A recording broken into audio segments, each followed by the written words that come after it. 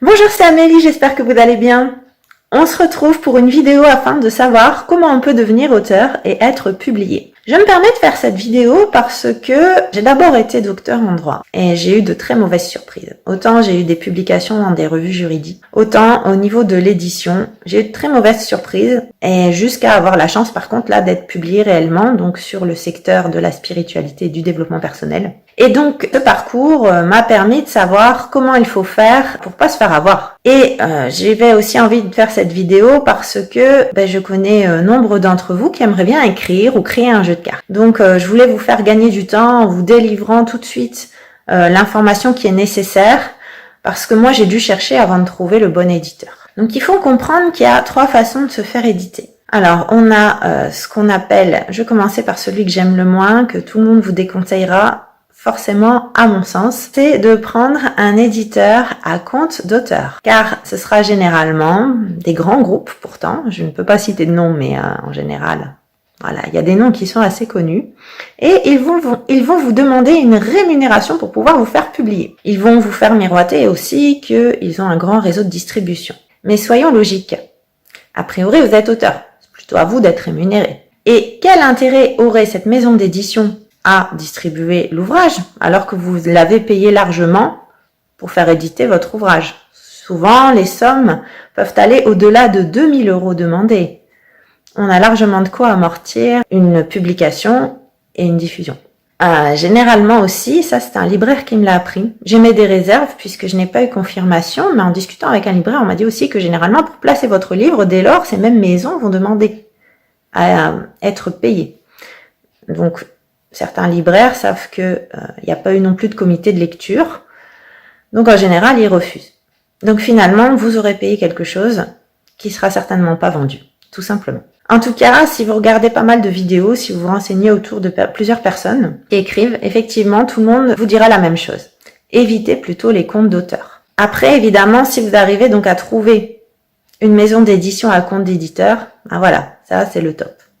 Certes, vous n'avez a priori qu'un pourcentage, mais sachez que fiscalement et socialement, les droits d'auteur peuvent être intéressants. Et que par ailleurs, vous bénéficiez d'un véritable réseau de distribution. Vous êtes sûr que forcément, l'éditeur qui a pris tous les frais à son compte va tout faire pour pouvoir rentabiliser les choses. Et puis, vous pouvez aussi parfois bénéficier de conférences que vous allez faire en partenariat avec la maison d'édition, ce qui vous permettra de continuer un peu si vous voulez rester dans le milieu de l'édition. Donc en général, c'est quand même ce que tout le monde préfère. Encore faut-il juste trouver, évidemment, la maison qui souhaitera vous publier. Et cela, il faut que vous soyez vraiment en accord avec leur ligne éditoriale. Par exemple, si on vous demande des livres de méthodologie et que vous publiez de l'autobiographie, forcément, il ne faut pas vous étonner qu'on vous dise non.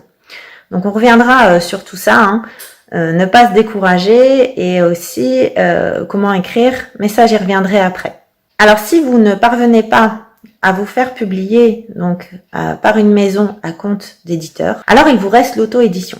Et en général, c'est ce que tout le monde préférera entre être auto-édité et être publié dans une maison à compte d'auteur, donc la première catégorie de maison d'édition dont je vous ai parlé. Au moins là, vous savez ce que ça vous coûte, simplement c'est évidemment à vous de tout faire quasiment. Bon, on va vous dire qu'on vous distribue, mais c'est aussi beaucoup à vous de le faire. Et puis vous serez pas forcément en droit d'auteur, souvent on se met en auto-entreprise quand c'est comme ça. On va voir peut-être que l'aspect pécunier. Mais ça après, c'est un choix de votre part. C'est pas à moi de vous forcer ou de vous dire ce qui est mieux ou pas. Même si moi, je vous ai fait part de ma préférence. C'est-à-dire que le mieux, c'est de trouver, à mon sens, une maison d'édition à compte d'éditeur. Si vraiment vous trouvez pas, se faire auto-éditer. Et plutôt, de mon point de vue, à éviter les maisons à compte d'auteur. Parce que finalement, c'est vous qui payez la maison d'édition et puis derrière, vous avez rien, mais en plus, vous avez perdu. Alors sinon, comment écrire ? Ne cherchez pas à écrire pour écrire, ne cherchez pas à écrire pour le profit. Si on a envie d'écrire, généralement, c'est qu'on a des choses à exprimer, des choses à partager. Et essayons aussi de le faire avec sincérité et bienveillance. Certes, il y a des ouvrages qui se vendent, qui ont un but plutôt commercial et qui ne vont pas forcément toujours délivrer les meilleures choses. Ça, c'est un choix des personnes.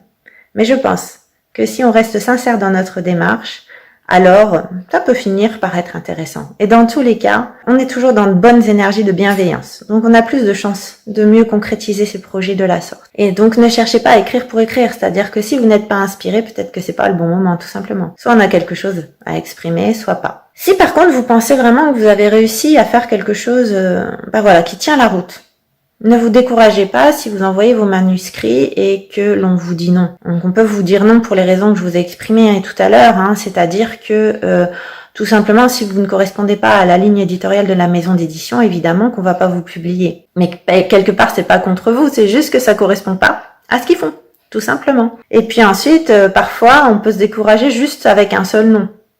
Encore une fois, si vraiment ça vous tient à cœur, si vraiment vous pensez que votre projet vaut le coup, alors démarchez d'autres maisons d'édition. Et si vous avez du mal à les trouver, je vous cache pas qu'il faut faire un peu de recherche parfois pour trouver toutes les maisons à compte d'éditeurs. Mais c'est pas impossible. Donc à vous de voir. En tout cas, soyez sûr d'une chose. Si vraiment écrire est votre chemin, alors les choses viendront à vous, tout simplement. Moi, j'ai fait de très mauvaises expériences avec mes publications en droit, surtout par rapport à ma thèse.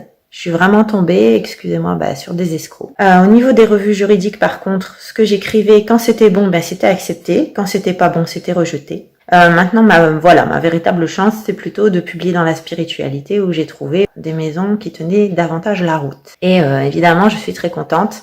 C'est très intéressant. C'est très intéressant de partager aussi. On n'est pas tout seul dans l'aventure. Et c'est une belle expérience. Donc, si tel est votre désir, n'hésitez pas.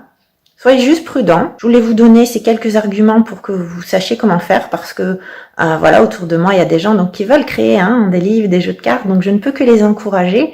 Et tomber sur une vidéo qui vous délivre de l'information, ça vous évite de chercher, de savoir si ça vaut le coup ou pas. Parce que moi, ce qui s'est passé concrètement, c'est que j'avais reçu une offre où on me demandait de payer. J'ai trouvé ça louche. Et j'ai dû beaucoup chercher pour trouver l'information, pour savoir si c'était ou non quelque chose qui tenait la route. Donc j'espère que cette vidéo pourra vous aider. Si jamais vous avez un projet, que vous y croyez, n'abandonnez pas. Juste cherchez. On va toujours tomber sur ce qui est pour nous. Donc, si vraiment votre projet correspond à ce que va faire un éditeur, n'ayez crainte. Ça va arriver. Vous le trouverez. Je vous remercie et je vous dis à bientôt pour d'autres vidéos.